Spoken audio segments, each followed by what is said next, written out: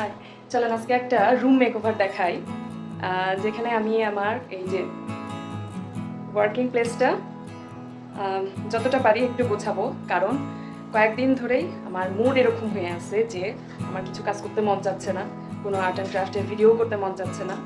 তো সেই জন্য চিন্তা করলাম যে আগে নিজের রুমটাকে রিঅ্যারেঞ্জ করি। রিঅ্যারেঞ্জ করলে অনেক সময় হয় কি মনটা বসে। আমার ক্ষেত্রে এরকম হয়, এখন আর কার ক্ষেত্রে কি হয় আমি বলতে পারবো না। তবে চলেন দেখি ছোটখাটোভাবে রুমটা আবার রিঅ্যারেঞ্জ করা যায়। তার আগে আপনাদেরকে রুমের অবস্থাটা খালি দেখাই। দেখেন কি অবস্থা বানায় রাখছি। তো এটার সত্যি একটা রিঅ্যারেঞ্জমেন্ট দরকার। এই যে দেয়ালের যেই শিল্পকর্মগুলো দেখতে পাচ্ছেন, সেটা হচ্ছে আমার 4 বছরের ছেলের শিল্পকর্ম। এই দেয়ালেও আছে, এই দেয়ালগুলোতেও আছে, এই যে সবগুলোতেই মোটামুটি আছে। তো অনেক কষ্টে তাকে বোঝানো হয়েছে যে বাবা দেয়ালে এরকম করে আঁকে না, তুমি খাতা কলমে এগুলোতে আঁকো। আর এই যে এইখানে এটা হচ্ছে আমার শাড়ি আঁকার স্ট্যান্ড বা ফ্রেম, আর আমার রিং লাইট। এই তো প্রত্যেকটা আর্টিস্টের একটা নিজস্ব কর্নার বা নিজস্ব রুম থাকাটা খুব জরুরি। অনেক মেয়েরাই আমার সাথে হয়তোবা রিলেট করতে পারবেন।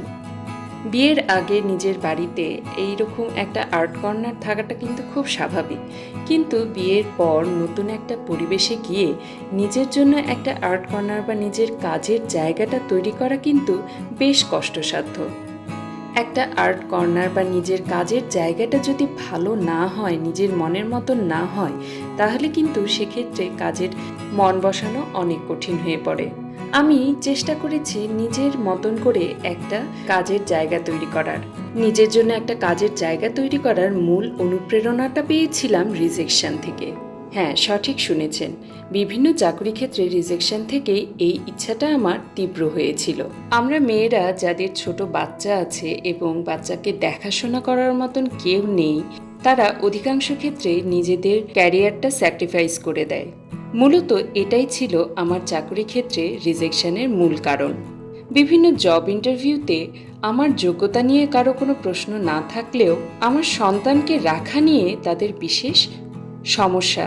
যখন আমি বলেছি আমি কাজ এবং সন্তান দুটাই একসাথে সামলাতে পারবো, আমাকে কেউই সেভাবে অ্যালাউ করেনি। আর এই একটা কারণেই আমি চিন্তা করেছিলাম নিজের ঘরেই এমন একটা কাজের জায়গা তৈরি করব, যেখানে আমি আমার সন্তানকে সাথে নিয়ে নিজের প্রিয় কাজগুলো করতে পারবো।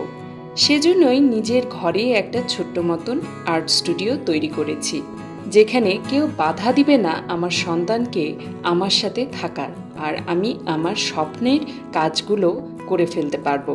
আমার মতন কে কে আছেন কমেন্ট করবেন তো।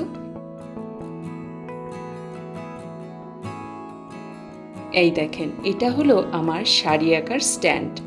স্ট্যান্ডটা বেশ বড় আকারের, কিন্তু যেহেতু সবসময় স্ট্যান্ডটা কাজে লাগে না, সেজন্য চিন্তা করলাম স্ট্যান্ডটা একটু সরিয়ে রাখতে।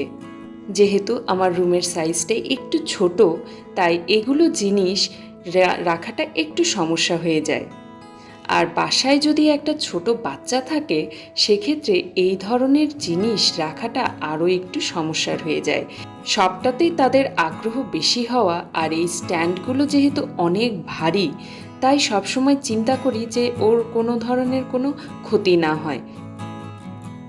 প্রথমে চিন্তা করেছিলাম টেবিলের পাশে এই স্ট্যান্ডগুলোকে রাখবো, যেন বাচ্চা কোনোভাবেই হাত দিতে না পারে, কিন্তু জায়গাটা ছোট হওয়ায় কোনোভাবেই এটাকে রাখতে পারছিলাম না।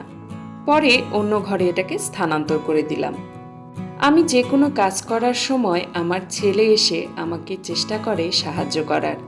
ছোট মানুষ ছোট হাত দিয়ে যতটুকু পারে সাহায্য করার চেষ্টা করে, কিন্তু তার সাহায্যটা অনেক সময় আমার বিপত্তির কারণ হয়ে যায়। এটা দেখেন, এটা হলো আমার সেলাই মেশিন। ছোটবেলা থেকেই মায়ের সাথে সাথে হালকা হালকা করে কাজ শিখেছিলাম। বিয়ের সময় এটা আমার মা আমাকে গিফট করেছিলেন, যেন বাড়িতে টুকিটাকি কিছু না কিছু করতে পারি। পরবর্তীতে নিজের ইচ্ছা অনুযায়ী সেলাইয়ের কোর্স করে এখন মোটামুটি নিজের সব কাজ নিজেই করতে পারি। আমার আর্ট কর্নারটাই এই যে ছোট ছোট জিনিসগুলো দেখছেন, এই ছোট ছোট জিনিসগুলোর পেছনে রয়েছে এক একটা কাহিনী। আমি খুব পছন্দ করি কেউ যদি আমাকে কোনো উপহার দেয়, সেই উপহারটা বছরের পর বছর আমার কাছেই থাক এবং অক্ষত থাক। এখানে প্রত্যেকটা জিনিসই প্রায় 10-12 বছরের পুরনো। সাথে রয়েছে আমার বিভিন্ন ধরনের শিল্পকর্ম। আর একজন আর্টিস্টের টেবিলে কালার থাকবে, এটা হলো নর্মাল ব্যাপার। একজন আর্টিস্টের আসল নেশাই হলো রং। যখনই কোনো আর্ট স্টোরে যাই তখনই প্রত্যেকটা রং কিনে নিয়ে চলে আসতে মন চায়। আমার মতন আর কার কার মনে হয় কমেন্ট করবেন তো। এখন যেটা দেখাচ্ছি এটা হলো তালপাতার ল্যাম্পশেড। তালপাতার পুঁথিচিত্র যেমন করে তৈরি করা হয় ঠিক তেমন করে তালপাতাগুলোকে প্রসেস করে এই ল্যাম্পশেডটা তৈরি করা। এটা নিয়েছিলাম পুরীর রঘুরাজপুর নামের একটা গ্রাম থেকে, যে গ্রামের প্রত্যেকটা ঘরে এখনও তালপাতার পুঁথিচিত্র অঙ্কন করা হয়। আর ট্যুরিস্টরা যেন স্বল্প মূল্যে তাদের শিল্পকর্ম নিয়ে আসতে পারে সেজন্য এরকম ছোট ছোট কিছু ডেকোর আইটেমও তৈরি করা হয়। ঘরটা ক্লিন শেষ, এবার দেখেন তো কেমন লাগছে। যদিও বিশেষ তেমন কিছুই করিনি, তারপরেও শুধুমাত্র জিনিসগুলোকে আবার রিঅ্যারেঞ্জ করে কেমন লাগছে অবশ্যই কিন্তু কমেন্ট করবেন। আর এই ল্যাম্পশেডটার আসল সৌন্দর্য কিন্তু অন্ধকার ঘরে।